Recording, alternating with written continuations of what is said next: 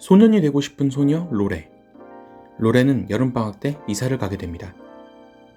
로레의 어머니의 뱃속에는 로레의 세 동생이 있습니다. 어느 날 집 근처에서 우연히 만난 리사는 로레에게 다가와 이름을 물어보는데요. 로레는 본인을 미카엘이라고 소개합니다. 리사는 미카엘이 다니게 될 학교의 친구들에게 미카엘을 소개시켜줍니다. 미카엘은 모든 친구들에게 자신이 여자라는 것을 숨기기 위해 노력하죠. 다른 남자아이들처럼 상의를 벗은 채로 축구를 하기도 하고, 친구들과 수영을 하러 갈 때는 엄마가 사준 수영복을 잘라서 팬티 수영복으로 만들기도 합니다. 의심을 피하기 위해 본인의 수영복 안에 성기 모양과 비슷한 차렉을 집어넣기도 하죠.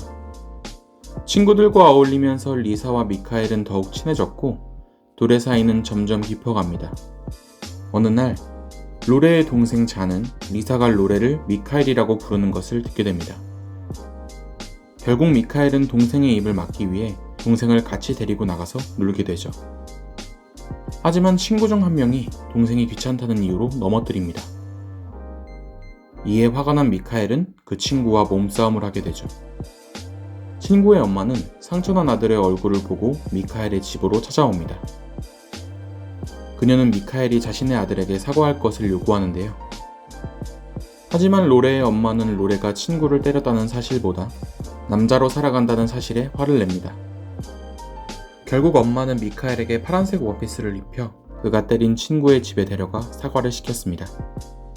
그리고 미카엘을 리사의 집에 데려가 리사에게 사과하라고 시켰죠. 미카엘이 여자라는 사실을 알게 된 리사는 방으로 뛰쳐들어갑니다. 미카엘은 참지 못하고 리사의 집에서 도망 나오게 되죠. 더 이상 파란색 원피스를 입고 있을 수 없었던 미카엘은 원피스를 벗어서 숲속에 버려둡니다. 숲을 빠져나오던 도중 미카엘은 리사와 친구들을 만나게 되고, 친구들은 미카엘을 몰아넣고 바지를 내려 여자인지 확인하려 합니다. 리사는 막아섰지만 친구들은 리사를 부추겨 결국 바지를 내려 확인하게 합니다. 시간이 지나 로레의 엄마는 아이를 낳게 됩니다. 로레는 부엌에 갔다가 우연히 창문 밖에 서 있는 리사를 보게 되죠. 로레는 밖으로 나가 리사에게 다가갑니다. 리사는 로레에게 진짜 이름이 무엇인지 물어보는데요. 그녀는 그 전과 다르게 로레라고 대답합니다. 이 영화는 모든 사람들이 유년기에 겪는 좌절을 표현하고 있습니다. 우리는 유년기 때 사회에서 고정관념에 의해 형성된 여성성과 남성성을 학습하게 됩니다. 그러한 기준에서 벗어나는 행동을 하게 되면 어른들에게 제지당하거나 친구들에게 놀림을 받게 되고, 그로 인해 성에 대한 다양한 가능성이 좌절됩니다. 이러한 좌절들은 비슷한 상황들을 통해 계속 쌓이게 됩니다. 그래서 우리는 좌절하지 않고자 사회가 만든 기준에 부합하는 행동을 하게 되죠. 이로 인해 유년기에 정체성에 대한 고민을 한다 해도 누군가에게 말할 수 없는 상황이 만들어지는 것입니다. 그래서 로레는 본인이 미카엘임을 몸과 마음으로 느끼고 있었지만 친구들이나 가족에게 말할 수 없었던 것이죠. 영화는 스릴러와 로맨스를 동시에 그려냅니다. 방학기간 동안에 아이들에게 들키지 않아야 한다는 긴장감이 만들어내는 스릴러와 비밀스러운 사랑이 커가는 로맨스를 동시에 엮어가며 서정적인 서사를 만들어냈죠. 영화는 미카엘의 뒤통수로 보여주면서 시작했다가 로레의 정면을 보여주며 끝나게 됩니다. 이는 미카엘이 갖고 있던 비밀로 이야기를 시작해서 그 비밀이 밝혀지면서 이야기가 끝난다는 것을 보여주죠. 로레의 선택 때문인지 자신의 이름을 로레라고 소개하며 웃어 보이는 마지막 장면은 관객에게 묘한 감정을 느끼게 합니다. 그 아이가 로레로서 살아가기로 결심한 것인지 아니면 미카엘로서의 정체성을 숨기며 살아가기로 한 것인지 불분명하기 때문입니다. 하지만 로레가 미카엘로서의 정체성을 버린 것이라고 볼 수는 없죠. 그랬더라면 로레는 파란 드레스를 벗어던지지 않았을 것입니다.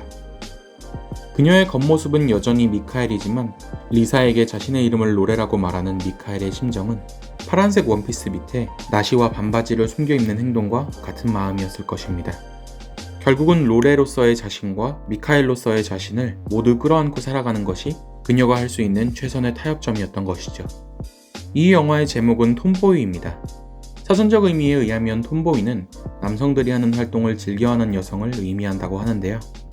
편견에 의해 만들어진 단어를 제목으로 선택한 이유는 아마 미카엘로서 살아가고자 하는 로레가 사회적 압박에 의해 좌절하거나 혹은 타협점을 찾는 내용이기 때문일 것입니다. 이 영화의 감독은 타오르는 여인의 초상으로 전 세계적으로 주목을 받기 시작한 셀린 시아마입니다. 타오르는 여인의 초상으로 칸 영화제 각본상을 수상하기도 했는데요. 톰보이는 2011년 작품이지만 타오르는 여인의 초상으로 한국에서 인기를 끌기 시작하면서 얼마 전에 한국 극장에서 개봉하게 되었습니다. 여러분은 톰보이에 대한 이야기를 들으시면서 어떤 생각을 하셨나요? 다음에도 맛있는 영화 한 그릇 들고 오겠습니다. 제 영상이 마음에 드셨다면 좋아요와 구독 부탁드립니다.